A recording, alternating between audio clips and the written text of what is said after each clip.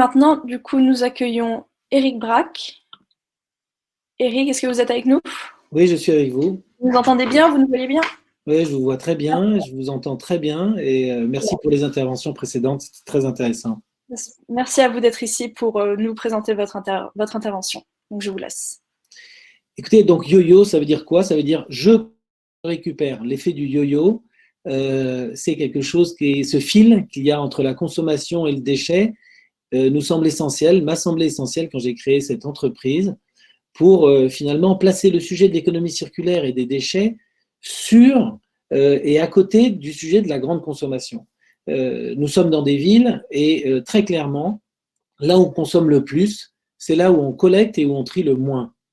Et donc ça pose un sujet parce que finalement toutes ces matières, elles vont pas forcément en déchets sauvages dans les rues d'ailleurs, il y a beaucoup de choses qui ont été dites qui sont fausses, mais elles vont quand même dans les ordures ménagères et donc ça coûte à la ville, ça coûte aux agglomérations et elles ne vont pas dans les filières de recyclage, ce qui fait qu'il y a du gaspillage de matière, de la pollution et aussi un gaspillage d'activités économiques qui sont fondamentales pour pouvoir faire en sorte que ce secteur de la grande consommation et de son impact soit tout simplement viable économiquement. Donc, très clairement, ce Covid, cette crise phénoménale, du jamais vu, ultra-mondiale, montre aussi que, tout simplement, cette reprise, pour aller vers quelque chose de différent, doit être vraiment bien gérée. Et pour nous, le sujet de gestion qui est préoccupant aujourd'hui et sur lequel on se pose des questions, c'est le fait de continuer à donner envie aux habitants, aux consommateurs d'agir, ces petits gestes, ces petits éco-gestes qui permettent très clairement de changer la donne. Et donc la reprise, c'est avant tout pour nous de redonner confiance dans l'ensemble du chemin des matières quand elles sont triées à travers le geste de tri de l'habitant, puis ensuite le ramassage, la collecte, le tri et la transformation. Vous savez qu'il y a souvent de la défiance, hein, où est-ce que ça va, combien ça coûte, est-ce que c'est pas remélangé? Toutes ces questions sont reposées parce que le système, c'est quand même pas partout, hein, parce qu'il y a des collectivités qui ont maintenu le système de recyclage, et il y en a d'autres qui l'ont interrompu ou qui ont été obligés de l'organiser, de le réorganiser, et ça se comprend bien. Donc clairement, notre sujet là, c'est de se dire, mais comment on arrive à augmenter le taux de recyclage dans les villes, là où ça consomme le plus. Et très clairement, les objectifs aussi réglementaires sont là pour montrer que même s'il y a dans les villes une faiblesse des éco-gestes, les objectifs réglementaires seront contraignants. Et ça, ça a un intérêt, c'est qu'on ne peut plus laisser aller cette situation-là. Donc, je vous invite à passer à l'autre slide. C'est à moins que ce soit moi qui le fasse, donc c'est moi qui vais le faire, excusez-moi. Et donc, yo-yo, c'est quoi? C'est une question, enfin une solution qui a été d'ailleurs abordée par Hervé et puis Pierre-Yves, c'est de créer de la complémentarité et de l'innovation. Il est très clair qu'aujourd'hui, le sujet des déchets recyclables dans les villes ne peut pas progresser plus rapidement qu'il ne progresse aujourd'hui.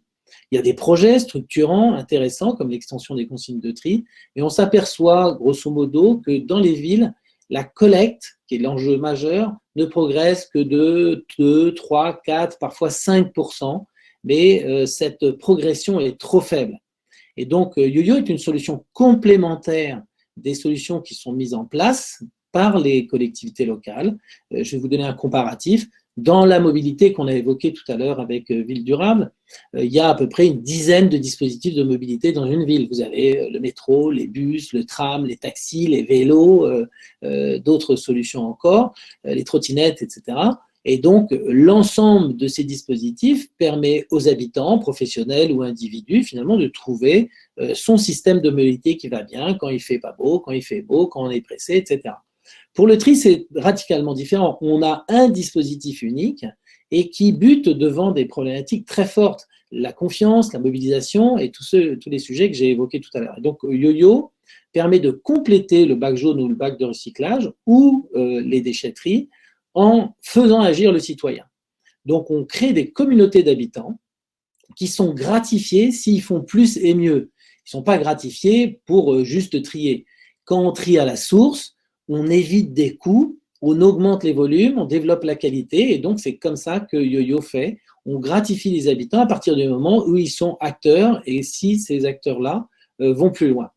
Et donc, ces communautés d'habitants, on a déjà expérimenté à Lyon, à Bordeaux, à Marseille, à Reims, à Mulhouse, à Paris, et on s'aperçoit grâce à ces communautés d'habitants qui font le job de pédagogie, le job aussi de trait d'union entre des gens qui sont sceptiques, d'autres qui le font de temps en temps, on s'aperçoit que le rôle de cette communauté, animée par des coachs, qui sont des vrais ambassadeurs de tri, fait en sorte qu'on arrive à atteindre 100% de recyclage dans des quartiers, notamment dans des quartiers prioritaires de la ville. Nous avons développé nos solutions digitales et humaines et de management des projets dans énormément de quartiers prioritaires de la ville, et on s'aperçoit qu'en un an, on arrive à passer de 10%, parfois, de taux de recyclage, à 90% de recyclage. Donc, on a trois solutions. On a une solution, les communautés. On a des automates aussi de collecte qui permettent en fait tout simplement d'avoir un service pour l'habitant présent 24 heures sur 24. Et on a aussi des lieux de rencontre, des lieux d'apport volontaire qu'on appelle les boutiques à recyclage, le yo-yo bar, et qui permet de créer du lien social, de la communication, de la mobilisation, et aussi d'avoir finalement des lieux où les habitants vont rapporter la matière, et c'est très important. Tous les professionnels des collectivités qui sont dans ce webinaire savent, et ceux qui vendent des services aussi aux collectivités, savent que ce premier kilomètre est un enjeu extrêmement important pour diminuer les coûts et aussi pour permettre aux habitants tout simplement de se prendre en main. Voilà. Donc, changer les comportements, c'est notre job, et on s'aperçoit que ça marche bien. Et je voudrais rappeler quand même les objectifs d'une ville durable. Une ville durable, c'est forcément une ville où on agit. On ne pourra pas trouver un service organisé par les collectivités ou d'autres acteurs économiques derrière chaque habitant. Et donc, si chaque habitant se met à faire une partie du travail, une partie en fait à exercer pleinement sa responsabilité, on s'aperçoit qu'on change considérablement la donne. On crée d'abord une chose un peu surprenante, c'est de l'estime de soi. Quand un habitant se met à faire du tri et qu'il est content de le faire et qu'il sait où la matière va, d'un coup, c'est une première marche qu'il franchit pour aller vers tous les éco-gestes et aussi des gestes de propreté.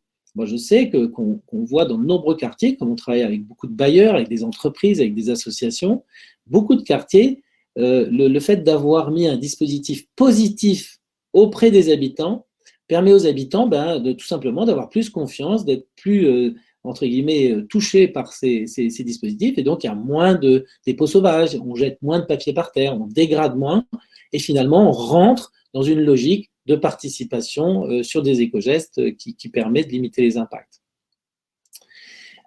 Donc YoYo, en fait, permet d'atteindre le 100% de recyclage, et là j'aimerais évoquer une chose très importante, l'argent public. On a constaté, mais nous ne sommes pas les seuls, et heureusement, beaucoup d'acteurs de la ville ont constaté que l'inaction coûtait plus cher que l'action. Et c'est là où on touche réellement quelque chose de durable. Quand on dit ville durable, c'est une ville durable sur, bien sûr, avant tout, le fait d'être mieux ensemble. On est durablement mieux ensemble. On est durable aussi quand on essaie d'épargner, je dirais, de l'argent public pour aller vers des systèmes qui permettent de mieux financer les services publics. Et donc, quand YoYo intervient, la première chose qu'on fait, c'est qu'on fait un point zéro sur où est-ce qu'on en est par quartier. Et là, je reprends les idées de Pierre-Yves. La notion d'avoir les données est essentielle parce que généralement, on constate qu'on a peu de données. Et donc, si on a peu de données, on va faire des dispositifs qui sont généraux, globaux, et qui vont être mis en place. Mais on va mettre autant dans un endroit où ça ne marche pas bien que dans un endroit où ça marche plutôt bien. Et donc, vous voyez que le fait de pouvoir avoir une analyse de données précise, ce qu'on fait systématiquement, nous permet de définir un plan d'action qui soit bien sûr prioritaire sur les endroits où ça marche moins bien.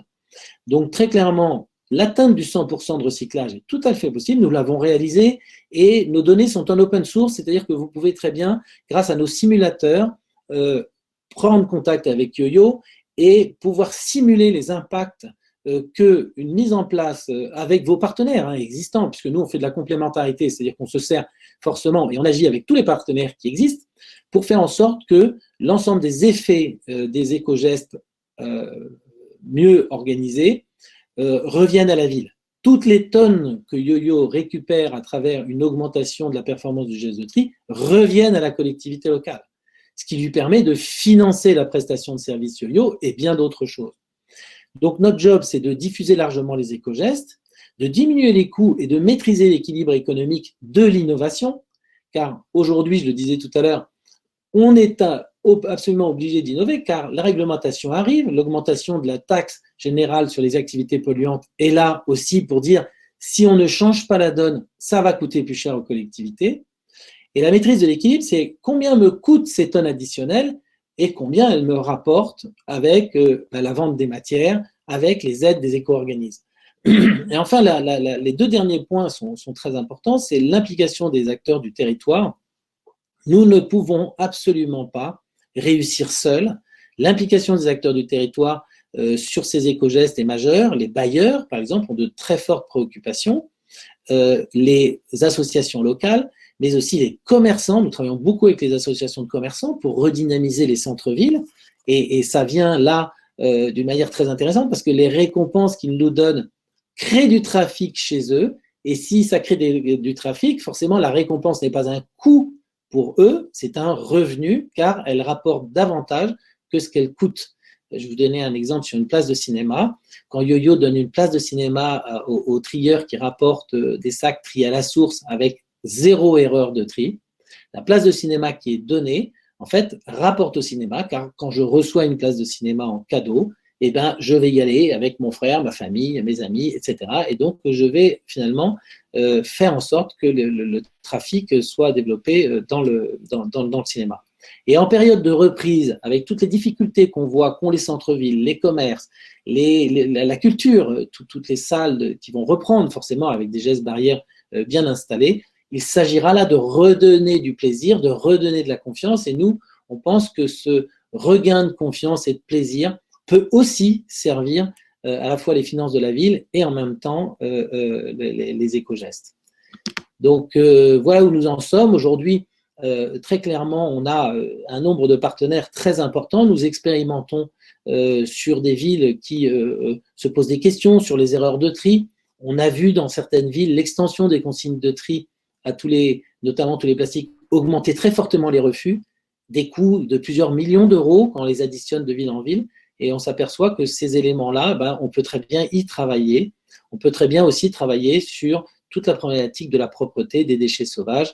Et grâce à ces réseaux humains qu'on met en place, on a 500 coachs aujourd'hui qui sont des experts, qui sont devenus des experts.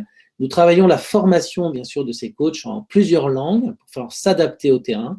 Et on a un nombre très important d'habitants qui sont déjà sur du zéro impact grâce à ce dispositif. Voilà. Et donc, on est dans une situation de développement et avec Ville Durable, on s'interroge pour mettre en place finalement d'une manière très très ouverte l'ensemble de nos simulateurs pour pouvoir montrer que finalement à plusieurs, en se donnant des objectifs sur chacun de nos métiers, on arrive à transformer cette ville.